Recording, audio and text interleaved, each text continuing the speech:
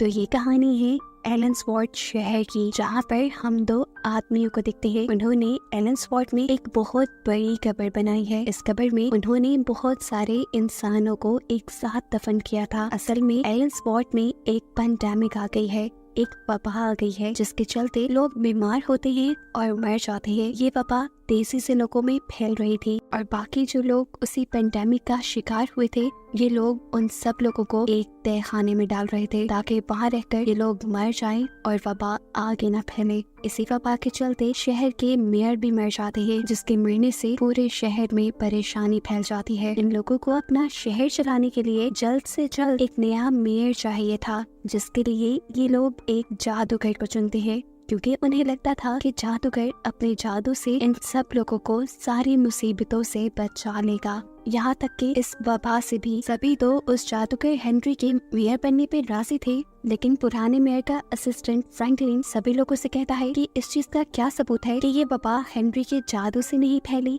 ये भी तो हो सकता है कि ये वबा जादूगर ने ही फैलाई हो ताकि मेयर मर जाए और इसे नया मेयर बना दिया जाए। लेकिन हेनरी और इस शहर का कोई भी आदमी फ्रैंकलिन की बातों पे ध्यान नहीं देता और हेनरी सब लोगों से कहता है कि अगर आप लोगों ने जल्दी कोई फैसला ना किया मुझे मेयर बनाने का, तो यहाँ और भी बड़े बड़े नुकसान हो सकते हैं। इतनी ही देर में हेनरी के पास उसकी बेटी भी आती है, जिसके भी हाथों पे छाले पड़ चुके थे, यानी वो भी पेंडेमिक का शिकार हो गई थी और जल्द ही मरने वाली थी। ये देखकर हेनरी कहता है बस बहुत हो गया, अब मैं इसका इलाज करके ही रहूंगा। वो अपने जादू से इस पेंडेमिक को खत्म करने का फैसला करता है और सारे शहर वाले उसका साथ देने को तैयार हो जाते हैं। अगले सीन में दिखाया जाता है कि हेनरी अपने जादू की मदद से उस पेंडेमिक को तो खत्म कर देता है, लेकिन इतना ताकतवर जादू इस्तेमाल करने के साइड इफेक्ट में इन सब के सर पे एक नई मुसीबत आ गई थी। हेनरी के इस जादू की वजह से इस शहर में एक बहुत बड़ा मॉन्स्टर आ गया था, जिसे वो कंट्रोल नहीं कर पाता। उसको कंट्रोल करने का सिर्फ एक ही रास्ता था कि साल में एक दफा उसे किसी इंसान की बलि दी जाती थी, जिसे वो खाकर पूरा साल इस शहर वालों को तंग नहीं करता था। ऐसे ही हमें दिखाया जाता है कि वो मॉन्स्टर एक मासूम इंसान को मार कर खा गया, जिसे खुद गांव वालों ने एक सैक्रिफाइस के तौर पे बांध के रखा था और उसके हाथ पे खास किस्म का सिंबल भी था। खैर सीन अब बदलता है और हम जंगल में एक ग्रुप को देखते हैं। इस पूरे ग्रुप ने एलेंसवॉर्थ की कहानियां सुन रखी थी और ये लोग उस शहर को देखना चाहते थे। इनमें से एक बच्चे के हाथ में मैप भी था, जो सही रास्ता मिलने पर बहुत ही एक्साइटेड होकर आगे बढ़ जाता है, लेकिन उसकी एक्साइटमेंट उसी के ऊपर भारी पड़ गई। भागते हुए उसका पाँव एक पत्थर से टकराया और वो गिर गया। ऐसे में उसके पाँव की हड्डी टूट गई। उसकी खराब हालत को देखते हुए उसका साथी, जिसका नाम है माइक, वो उससे कहता है तुम यहाँ पर अपनी साथी के साथ आराम करो, मैं जेसिका के साथ जंगल में जाता हूँ फॉरेस्ट ऑफिसर या किसी डॉक्टर की तलाश में। तुम लोग मिलकर कोशिश करना कि हमारे वापस आने तक कोई कैंप लगा लो। माइक और जेसिका चलते चलते पहुँचते हैं एक ऐसी जगह जहाँ पर लकड़ियों के जरिए एक क्रॉस बनाया गया था और उस पर लिखा गया था कि शहर के अंदर आना मना है। माइक इसके ऊपर लिखी हुई वार्निंग पर एतबार नहीं करता और उस क्रॉस को पार कर लेता है। हालांकि जेसिका ने उसे ऐसा करने से मना भी किया था। मजबूरन अब जेसिका को भी उसी के पीछे आना पड़ा। ये लोग अब आगे बढ़ते हैं। पहले तो उन्हें इस शहर में कोई नजर नहीं आया, लेकिन फिर उन्हें एकदम से बैल बजने की आवाज आई, जो इंसानों के होने का साइन था। जबकि दूसरी तरफ हम इनके दूसरे साथी को देखते हैं, जिसका पाँव टूटा था। उसे यहाँ पर एक तय खाना नजर आता है। ये वही तय खाना था जिसके अंदर मूवी के स्टार्ट में बहुत सारे इन्फेक्टेड लोगों को डाला गया था। उसके साथी उसे कहती है कि तुम ये तय खाना नहीं खोलो, ना जाने इसके अंदर क्या होगा। लेकिन उसे तो हर चीज जानने की जिद थी, जिसके चलते वो इस तय खाने को खोल देता है। पहले तो उसे कुछ नजर नहीं आया और जैसे ही उसने मुड़कर अपनी साथी की तरफ देखा तो दिखाया गया एक बड़े से मॉन्स्टर ने एकदम से उसे पकड़ कर निकल लिया। यानी ये लड़का मर गया। उसको मारने के बाद उसकी एक टांग मॉन्स्टर ने उसकी साथी लड़की के ऊपर फेंक दी, जिसे देखकर वो बुरी तरह डर गई। इसके बाद मॉन्स्टर खुद उस तहखाने से निकल आता है, जिसे देखकर वो लड़की और भी ज्यादा डर जाती है और वहाँ से भागने की कोशिश करने लगती है, लेकिन ये मॉन्स्टर भी उसका पीछा करने लग जाता है। यहाँ सीन कट होकर हमें एक हॉल में इस शहर के लोगों को दिखाया जाता है। जहाँ पर हम जादूगर हेनरी और शहर के बहुत से लोगों को देखकर ये जान चुके थे कि ये एलेंसवॉर्थ शहर है जिसके अंदर वो दोनों बच्चे आ गए। हैरानी की बात थी, इतने साल गुजर चुके थे लेकिन हेनरी और उसके सारे शहर वाले बिल्कुल पहले जैसे ही थे। यहाँ तक कि इस शहर में कोई बच्चा भी नजर नहीं आ रहा था, जैसे ही ये शहर बदला ही ना हो। यहाँ पर जादूगर हेनरी अपनी छड़ी घुमाता है और छड़ी में से निकली हुई रोशनी एक लड़की के ऊपर रुक जाती है और उसके हाथ पे एक अजीब सा सिंबल बन जाता है। इसका मतलब था कि अब ये लड़का अपने शहर वालों को 1 साल तक बचाने के लिए उस मॉन्स्टर का खाना बनेगा। ये सब देखकर हेनरी की बेटी बहुत ज्यादा गुस्सा हुई। उसने कहा, डैड बस बंद भी कर दिए सब, कब तक हम उस मॉन्स्टर के लिए एक एक करके अपने शहर वालों को मारते रहेंगे? हमें उसे मारने का कोई तरीका ढूंढना चाहिए। ऐसे तो एक एक करके एक वक्त वो आएगा जब हम सारे शहर वाले उसी का खाना बन के खत्म हो जाएंगे। क्या हम उसका चारा बनने के लिए ही जी रहे हैं? ये सब कुछ वो दोनों बच्चे बाहर खड़े हुए विंडो से देख रहे थे। इससे पहले कि ये बातें सुनकर वो लोग यहाँ से भाग जाते, इन दोनों को हेनरी के बॉडीगार्ड देख लेते हैं जो इनके यहाँ से भागने के सारे इरादे फेल कर चुके हैं। सीन कट होता है और हमें जंगल में देखने को मिलता है कि उस बड़े से मॉन्स्टर ने इनकी दूसरी साथी को भी मार खाया था। जहाँ जेसिका और माइक यानी इन दोनों बच्चों से हेनरी मिलता है और कहता है कि अगर तुमने शहर के बाहर बोर्ड पढ़ लिया था तो तुम्हें हमारे शहर एलेंसवॉर्थ नहीं आना चाहिए था। हेनरी के मुंह से एलेंसवॉर्थ का लफ्ज सुनते ही माइक के तो जैसे होश उड़ गए थे। उसे यकीन नहीं आ रहा था कि वो इसी शहर में आ गया है जिसके बारे में लोग कहानियां लिखा करते हैं। खैर कहानियां तो इन्होंने भी सुन रखी थी और इन्हें पता था कि अब इनकी जान खतरे में आ चुकी है। ये लोग भागने का डिसाइड करते हैं, लेकिन उससे पहले ही हेनरी के गार्ड्स इन्हें पकड़कर जेल में डाल देते हैं, जहाँ पर इन्हें दिखाई देता है वही लड़का जिसे आज सुबह हेनरी ने बलि के लिए चुना था।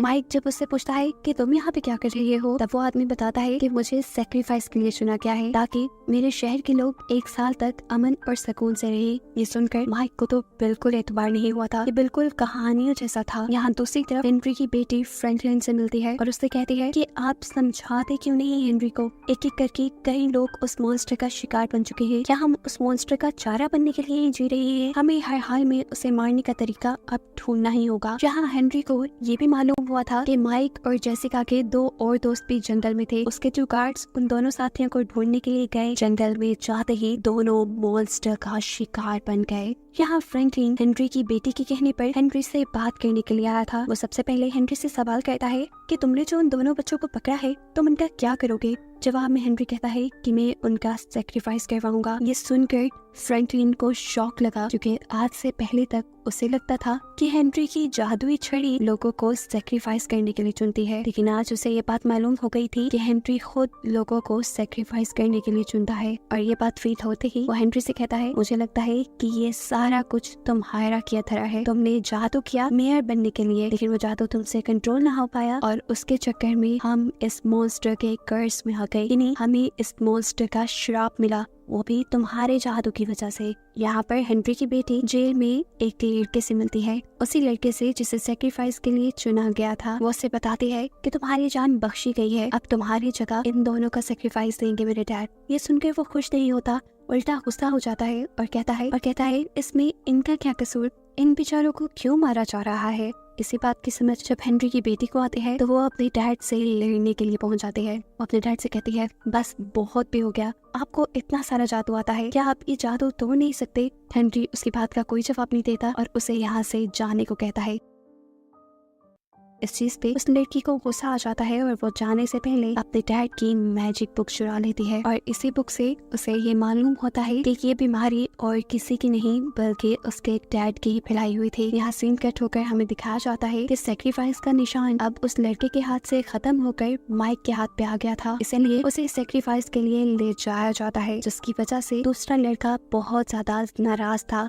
माइक के जाने से खतरे में देखकर जेसिका भी रोने लगी थी, क्योंकि आज माइक मरा है तो कल को उसने मरना था। गांव वाले माइक को ले जाकर उसी लकड़ी के क्रूसीफिक्स पे लटका देते हैं, लेकिन उसकी किस्मत अच्छी थी क्योंकि सच जानने के बाद हेनरी की बेटी सबसे पहले जेल में आकर अपने दोस्त और जेसिका को छुड़वाती है और फिर ये सब मिलकर माइक को बचाने के लिए निकल जाते हैं। मॉन्स्टर अब उसके बिल्कुल सामने था। इससे पहले कि वो माइक को खा लेता, ये लोग माइक को जंजीरों से उतारकर सब यहाँ से भाग जाते हैं। जब तक मॉन्स्टर इस क्रूसीफिक्स के करीब आता है तो अपने शिकार को यहाँ ना पाकर वो बहुत ही ज्यादा गुस्से में आ चुका था और उसके गुस्से का मतलब था कि अब वो इस पूरे शहर को तबाह कर देगा, इस पूरे शहर को खा जाएगा। यहाँ भागे हुए लोग यानी हेनरी की बेटी, उसका दोस्त माइक और जेसिका, वो एक खास बाउंड्री लाइन तक पहुँचते हैं। हेनरी की बेटी जेसिका और माइक से कहती है, तुम दोनों इस लाइन को पार करके यहाँ से भाग जाओ, तुम्हारी जान बच जाएगी। लेकिन हम इस बाउंड्री लाइन को पार नहीं कर सकते क्योंकि हम किसी मैजिकल स्पेल में बंधे हुए हैं। अभी वो लोग यही बात कर रहे थे कि इनके पीछे मॉन्स्टर आ गया।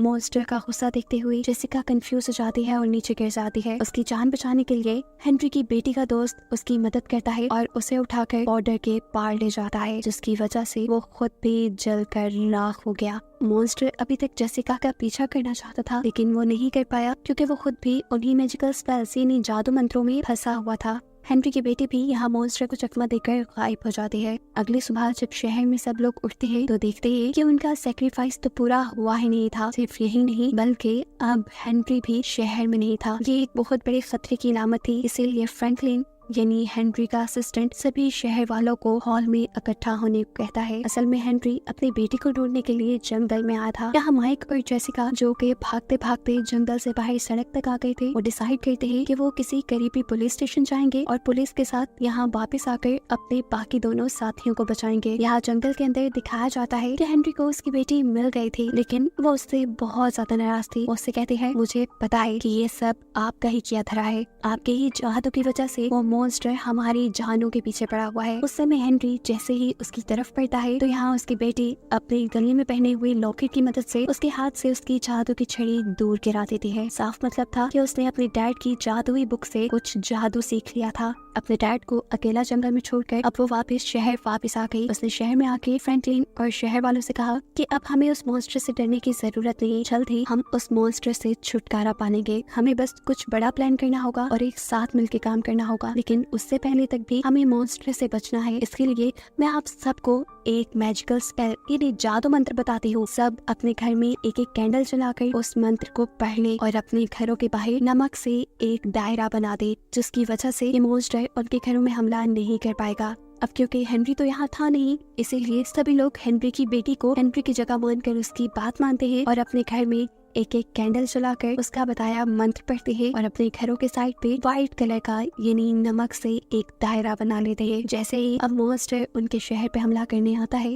तो वो कई घरों में उनकी बनाई इसी बाउंड्री की वजह से नहीं जा पाया। लेकिन यहीं पर एक आदमी जो उस मॉन्स्टर को अपने घर के सामने देख चुका था वो घबरा गया। गड़बड़ी में उससे कैंडल नीचे गिर गई और उसकी कैंडल के बुझने से उसके घर के इर्द गिर्द बनी हुई जादुई बाउंड्री भी टूट गई और ऐसे मॉन्स्टर ने उसको और उसकी बेटी को हमला करके मार डाला और खा लिया। ये सब फ्रैंकलिन ने भी अपनी आंखों से देख लिया था और वो खुद भी बहुत ज्यादा डर चुका था। उसने भी अब फैसला कर लिया था कि वो इस मॉन्स्टर को खत्म करके ही रहेगा। इन सबको मारने के बाद मॉन्स्टर दोबारा जंगल में चला जाता है, जहाँ अब उसकी नजर पड़ जाती है हेनरी पर। उसके पास क्योंकि जादू की छड़ी नहीं थी इसीलिए वो उसके जादू के कंट्रोल में नहीं आ पाया और उसने हेनरी पर भी हमला करके उसे मार डाला। यहाँ शहर में हमें दिखाया जाता है कि माइक और जेसिका पुलिस स्टेशन पहुंचे। उन्होंने पुलिस को एलेंसवॉर्थ शहर के बारे में बताया और ये भी बताया कि कैसे उनके साथ ही और वहाँ पर मौजूद कई लोग खतरे में हैं। वो चाहते थे कि पुलिस आकर उनकी मदद करे, लेकिन एलेंसवॉर्थ नामी शहर का नाम सुनते ही पुलिस वाले इन्हें पागल समझने लगे, क्योंकि पुलिस के मुताबिक वो शहर सिर्फ किताबों में बसता था। माइक जब इंसिस्ट करता है उन्हें कि आप मेरी बात माने, मेरी बात सुने, तब पुलिस को लगता है कि जरूर ये लोग किसी ड्रग का नशा करके आए हैं। इसी जुर्म में इससे पहले कि ये इन दोनों को अपने जेल में डाल देते, माइक होशियारी दिखाता है और उन्हीं के पास से उनकी पिस्टल को चुराते हुए उनकी कार लेकर दोबारा जंगल के अंदर आ जाता है। एलेंसवॉर्थ के सारे शहरियों को बचाने के लिए जंगल में आकर इनका सामना हुआ दोबारा उसी मॉन्स्टर से, जिसे देखकर जेसिका दोबारा डर गई, लेकिन यहाँ माइक ने उसे गोली मारी और वो डर गई, यहाँ से चला गया। अब जल्दी से माइक और जेसिका आए शहर के हॉल तक, जहाँ पर हेनरी की बेटी सभी शहर वालों को इकट्ठा करके खड़ी थी। माइक उसे बताता है कि हमारा सामना अभी मॉन्स्टर से हुआ था, लेकिन हमने उसे जब गोली मारी तो वो डर के वहाँ से भाग गया। इसका मतलब था कि उस मॉन्स्टर को मारा जा सकता है। हेनरी की बेटी भी कहती है, हाँ उसे मारा जा सकता है अगर हम सब लोग एक दूसरे का साथ दें। इतने सालों तक मेरे डैड ने आप सबको डरा कर रखा, पर अब नहीं।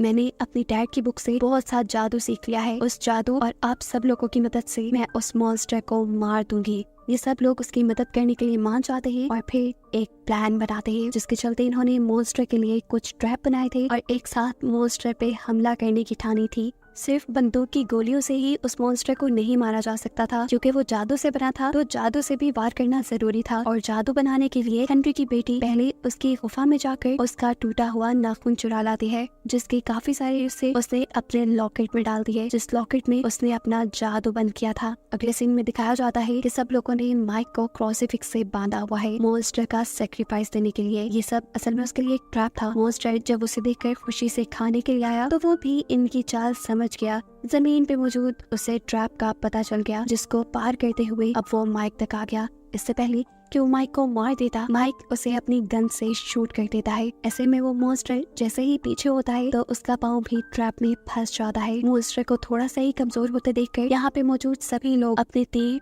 और बंदूकों से उसके ऊपर हमला शुरू कर देते हैं, और इन सारे हमलों से वो मॉन्स्टर और भी ज्यादा गुस्सा हो जाता है। इन सारे हमलों के साथ साथ हेनरी की बेटी को अपने जादू का हमला भी करना था, लेकिन इस हमले में उसने थोड़ा टाइम लगा दिया, जिसके चलते मॉन्स्टर ने अपनी सारी जंजीरें तोड़वा ली और एक एक करके इन लोगों को मारने लगा। सब लोगों को खतरे में देखकर माइक सभी लोगों को जंगल की तरफ भागने को कहता है। सभी लोग जब जंगल की दूसरी तरफ भागते हैं तो माइक और जेसिका जंगल की दूसरी तरफ भागने लग जाते हैं। भागते भागते इन्होंने वो लाइन क्रॉस कर ली, जो लाइन ये मॉन्स्टर नहीं क्रॉस कर सकता था। ये मैजिकल बाउंड्री थी। इसी चीज का फायदा उठाते हुए माइक बाउंड्री की दूसरी तरफ ही रहकर उस मॉन्स्टर के ऊपर गोलियां चलाता है। इतनी ही देर में यहाँ पर हेनरी की बेटी इन्हीं होप भी आ जाती है और अपने लॉकेट को पकड़कर एक मैजिकल स्पेल बोलते हुए एक बड़ा सा जादुई हमला इस मॉन्स्टर के ऊपर करती है, जिसकी वजह से वो मॉन्स्टर जलकर मर जाता है। और इस मॉन्स्टर के मरते ही हम देखते हैं कि एलिस वार्ड में मौजूद सभी शहरी भी इसी तरह जलकर मारे जाने लगे थे। असल में ये सब लोग भी हेनरी की जादू की वजह से एक टाइम लूप में फंस गए थे। इस टाइम लूप में फंसने की वजह से इनका टाइम बदला ही नहीं, ना टाइम बदला ना इनके शहर में कुछ और बदला। काफी सालों से ये ऐसे ही जिंदगी गुजारते रहे। इनके पास कोई बच्चे भी नहीं हुए। आम इंसानों से इन्होंने कहीं ज्यादा जिंदगी गुजार ली थी। इसीलिए जैसे ही वो मॉन्स्टर मरा, इनका कर्ज भी खत्म हो गया, टाइम लूप भी खत्म हुआ और ये सारे इंसान भी जलकर मारे गए। अब एलिस वार्ड के सारे लोगों के मरते ही जैसे एलिस वार्ड शहर भी खत्म हो गया और उसका नाम बस अब किताबों में ही मिलेगा। यही बताते हुए ये कहानी यहाँ खत्म हो जाती है।